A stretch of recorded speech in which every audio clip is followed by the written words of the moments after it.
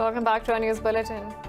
Pakistan's military says it has shot down an Indian quadcopter which violated the airspace in Sank sector along the line of control. In a statement, Army's media wing said UAV intruded 600 meters inside Pakistan's territory for surveillance, which was aggressively responded by its forces. The Inter-Services Public Relations said such unwarranted acts by the Indian Army are a clear violation of existing air agreement between the two countries. The two media wings said this aggression reflects Indian Army's consistent disregard for ceasefire understanding of 2003. In occupied Kashmir, Indian troops have martyred another youth in Baramulla district in a fresh act of state terrorism. They also destroyed a house during a violent cordon and search operation in Sopore town. Last week, Indian troops killed 9 civilians in the valley. Occupation forces have martyred 87 Kashmiris, including 3 women, during the ongoing siege. The troops have injured over 950 civilians using brute force, tear gas, shells and torture since 5th August. Meanwhile, Kashmiri leaders have urged the UN to help stop Indian atrocities in the region.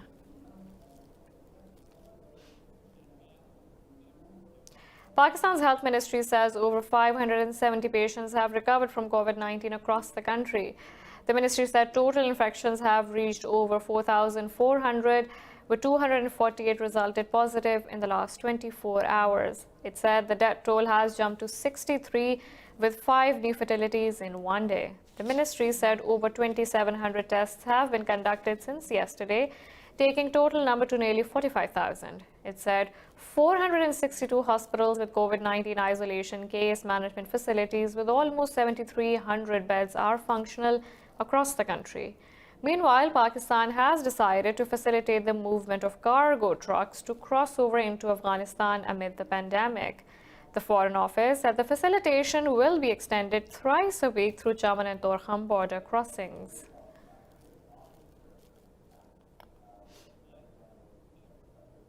In Italy, 542 more people have died from the coronavirus outbreak, taking the country's death toll to nearly 18,000. In the US, 1,850 people have died in the last 24 hours, raising the country's total fatalities to over 14,700. Globally, the death toll has reached over 88,500 with nearly 1.5 million cases. More in this report. The number of infection cases of the new coronavirus continues to rise across the world. In the US, New York, the hardest hit state, has reported its highest number of coronavirus-related deaths in a single day. The Centers for Disease Control and Prevention has released new guidance for people working in essential areas such as healthcare and food supply. The CDC director says employees can return to work as long as they take their temperature, wear a face mask at all times, and practice social distancing. Meanwhile, British Finance Minister says Prime Minister Boris Johnson's health is improving. The latest from the hospital is that the Prime Minister remains in intensive care, where his condition is improving. I can also tell you that he has been sitting up in bed and engaging positively with the clinical team. In Germany, 246 people have died in the last 24 hours, taking the total death toll of the country to 2,107. Meanwhile, China's National Health Commission has reported 63 new infection cases, of which 61 were travelers arriving from overseas. China has also released new measures to try and prevent asymptomatic carriers of coronavirus from causing a second wave of infections. In India, the coronavirus crisis is increasing as the doctors, health workers, along with Muslims are being attacked and assaulted amid coronavirus pandemic. The country has reported 182 deaths and almost 5,600 virus infections across the country. 2 female doctors in the capital were assaulted by a man, saying their presence will spread the virus. The medics told media that they were attacked upon confronting the individual and other locals. Meanwhile, Muslim families in Punjab were forced to leave their homes after being accused of spreading the virus. Talking to media, they said locals attacked and asked them to leave the village, saying Muslims are carrier of the virus. Communalism against minorities has increased since the Tablighi Jamaat has been accused of spreading the virus across the country. Pakistan has boycotted South Asian Association for Regional Cooperation's video conference on COVID-19 hosted by India. In a statement, the Foreign Office said the meeting was not held by the Secretariat of the regional body. The office said activities such as trade officials' video conference can only be effective if spearheaded by SAARC Secretariat. It said, since the Secretariat was not part of the video conference, Pakistan chose not to participate. The Foreign Office said SAARC Secretariat also provides the requisite convening platform and support structure for essential coordination and follow-up. India has been actively working to take over SAARC since forcing a postponement of the bloc's 19th summit in 2016 to be held in Islamabad. In other news, ISIS says it has fired 5 rockets at a U.S. airbase in Afghanistan's capital, Kabul. In its statement, the militant group said it targeted a helicopter landing pad at Bagram base. In a tweet, NATO-led mission Resolute Support says there are no casualties in the attack. It said Afghan National Security Forces are investigating the incident. Meanwhile, the Taliban have said the group has no link with the rocket attack on U.S. forces. The attack comes as the Kabul administration said it will release 100 more Taliban prisoners today under the Doha peace agreement. Yesterday, the Afghan government also released 100 Taliban prisoners. Libya's government of national accord has bombed a convoy of militias affiliated with LNA's Commander General Khalifa Haftar. GNA-led Burkan al-Ghadab operation said the attack took place in the south of Tripoli. In a social media post, it said the convoy was moving along the road between the towns of Tarhuna and Bani Walid. GNA said the convoy also included 2 armored vehicles belonging to the United Arab Emirates. Meanwhile, the European Union has called for an end to attacks on Libya's medical facilities in the capital, Tripoli. Earlier on Tuesday, shells targeted Tripoli's Al-Khadra General Hospital, injuring several people and damaging the building. The Saudi-led coalition has declared to halt military operations in Yemen to support UN efforts to end a 5-year war in the country. In a statement, the coalition says a comprehensive ceasefire for 2 weeks starts today to work for stopping the spread of coronavirus. Military coalition spokesman Colonel Turki al-Malki says the ceasefire is open to extension, although no virus cases have been reported in Yemen so far. Just before the declaration of ceasefire, the coalition said Houthis fired ballistic missiles on Yemen cities of Marib and Hodeidah, while the Houthis media claimed the coalition strikes hit Hajjah and Sada provinces. The Houthis said they have sent UN a comprehensive vision, including an end to war and blockade imposed on Yemen. Spokesperson Mohammad Abdul Salam said group's proposal will lay foundations for political dialogue and a transition period. Meanwhile, Saudi Arabia has also announced to contribute $525 million to UN humanitarian and coronavirus response plan for Yemen. The United Nations has dispatched 48 truckloads of humanitarian aid to Idlib in northwestern Syria. Millions of people are in desperate need of assistance in these conflict areas. Trucks entered the city through Turkey's southern Hatay province, which borders Idlib. The supplies will be distributed to people struggling to live in Idlib and nearby rural areas. Syria has been locked in a vicious civil war since early 2011, when the Assad regime cracked down on pro-democracy protesters. According to the UN, hundreds of thousands of people have since been killed and more than 10 million others displaced. In Iran, the death toll from consuming toxic alcohol has reached almost 600, with over thousands hospitalized. A judiciary spokesperson said more than 3,000 people were poisoned after drinking toxic beverages in the misbelief that it can cure the coronavirus. The spokesperson warned that alcohol consumption is not a cure and can be lethal. He said many alcoholic drinks are being produced illegally in Iran and lack the required standards. The officials said they have arrested a number of people over the bootleg booze, warning that arrestees will be dealt with decisively. So far, 3,993 people have died in Iran from the coronavirus disease, with over 64,000 infections. Palestinian health officials said that the Gaza Strip has no more coronavirus test kits left. There are fears of a disaster if the illness spreads in the blockaded enclave. In a statement, the health ministry spokesman said testing at the central laboratory has stopped after test kits completely ran out. He said dozens of samples are awaiting testing and hundreds of people would remain in quarantine. The ministry appealed to the international organizations to provide Gaza with testing kits and said it also direly needs 100 ventilators. More than 200 cases have been reported in the West Bank, with one death. The Lebanese government has devised a plan to seek $10 to $15 billion in external financing in an effort to address the deepest financial crisis in its history. The government said it also plans to officially devalue its currency by half in the next 4 years. The new plan includes structural reforms aimed at fighting corruption and modernizing the country's power grid, which bleeds up to $2 billion annually. Last month, Lebanon chose to default on its foreign currency debt for the first time ever and postpone payment of all debts of $90 billion. Lebanon's economic crisis came to a head last year as the local currency began to devalue and the government sought to implement austerity measures. We have a lot more coming up right after this short break, so stay tuned.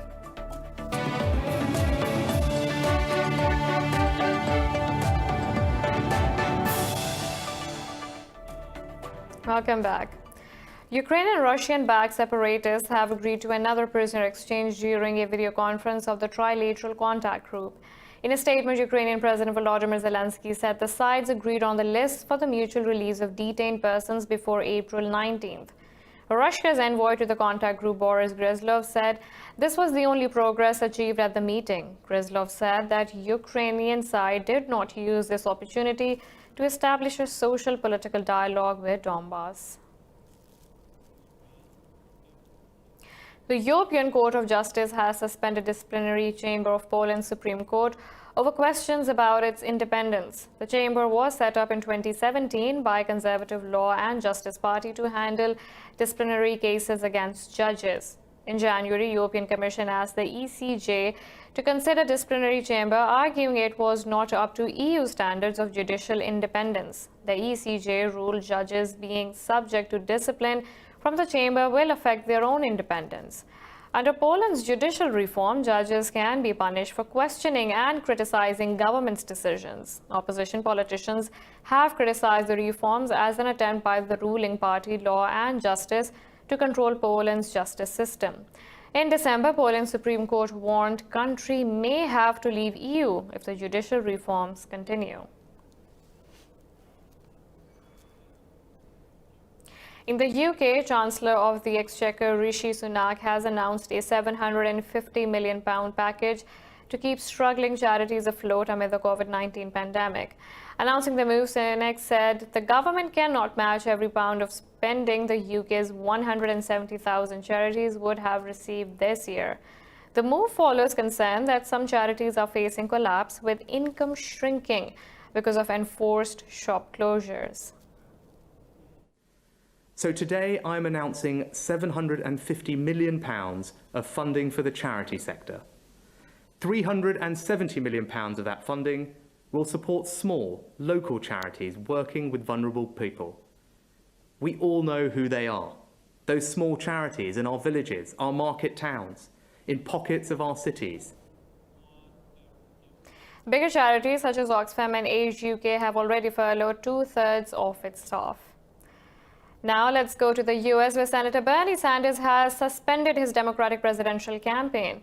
The development clears the way for former Vice President Joe Biden to become the Democratic Party's nominee. Sanders said the path towards victory is virtually impossible. The senator also stated on Twitter that while the campaign ends, the struggle for justice continues on. He announced his decision in a live stream speech from his hometown of Burlington, Vermont. The senator shot to an early lead in the race but faded quickly after losing South Carolina in late February. So today, I am announcing the suspension of my campaign. Please know that I do not make this decision lightly. In fact, it has been a very difficult and painful decision. Over the past few weeks, Jane and I, in consultation with top staff and many of our prominent supporters, have made an honest assessment of the prospects for victory. U.S. Secretary of State Mike Pompeo says this is not the time for retribution against China over the new coronavirus. Pompeo said it is too soon to talk about consequences for what U.S. officials believe is Beijing's slow reporting of the extent of COVID-19.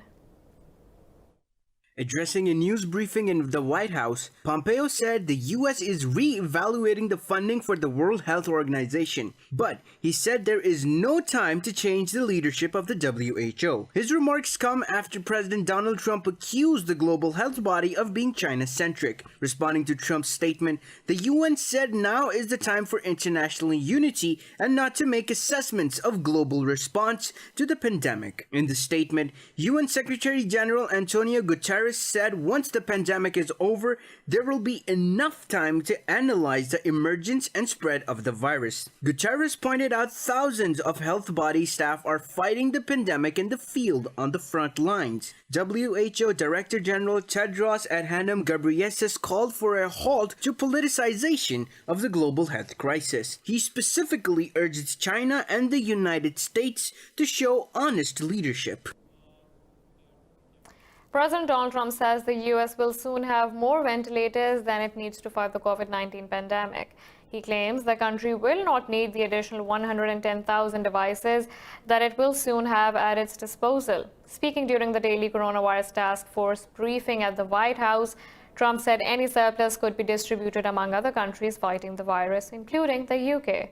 Meanwhile, Democrats in the Senate have proposed $25,000 hazard pay for essential workers amid the outbreak. They have also asked for $15,000 recruitment incentive for health, home care workers, and first responders.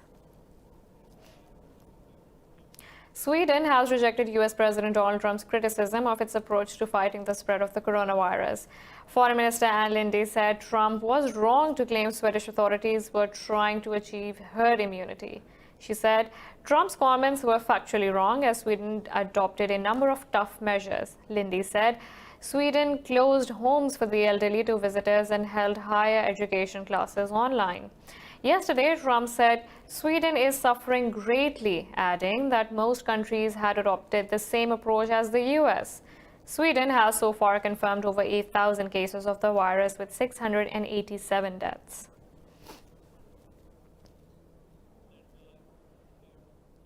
The president of the EU's ERC Scientific Research Council has resigned after 3 months on the job. Mauro Ferrari said he lost faith in the system after he failed to set up a special program to fight the coronavirus. The head of the EU agency complained about the lack of solidarity between EU states as well as institutional resistance.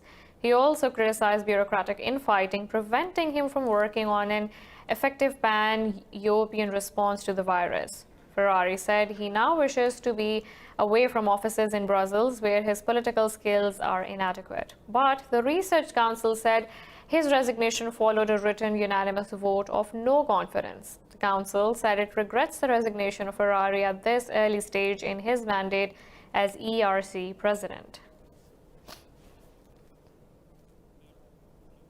Disney's new video streaming service has hit more than 50 million subscribers since its launch 5 months ago in the US. The service originally set a target of 60 million to 90 million subscribers by the end of fiscal 2024. Disney Plus had reached 26.5 million subscribers in February. Since then, the subscribers have almost doubled as more people are online and stuck at home due to the virus clampdowns. Disney Plus, which rivals Netflix and Amazon Prime, rolled out to the UK and other parts of the Europe last month. All three streaming platforms are enjoying a huge boost in viewing figures as cinemas remain closed and people are forced to stay indoors.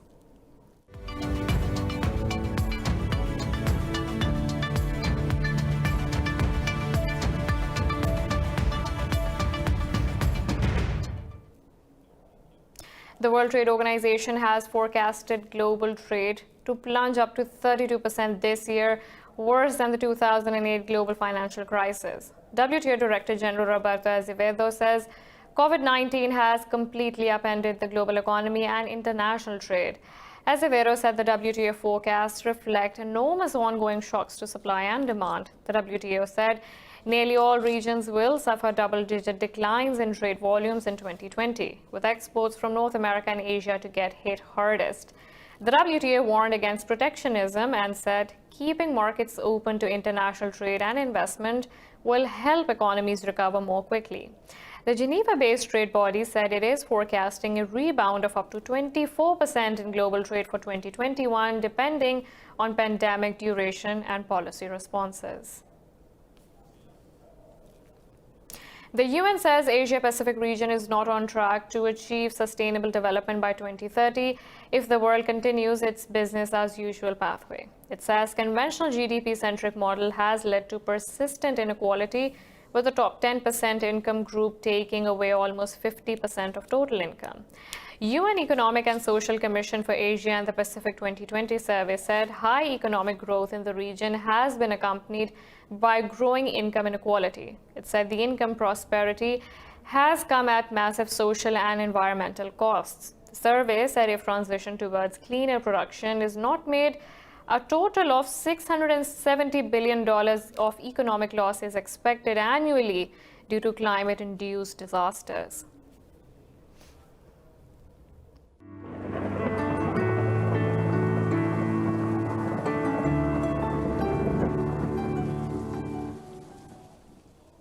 Now let's look at the weather from around the globe.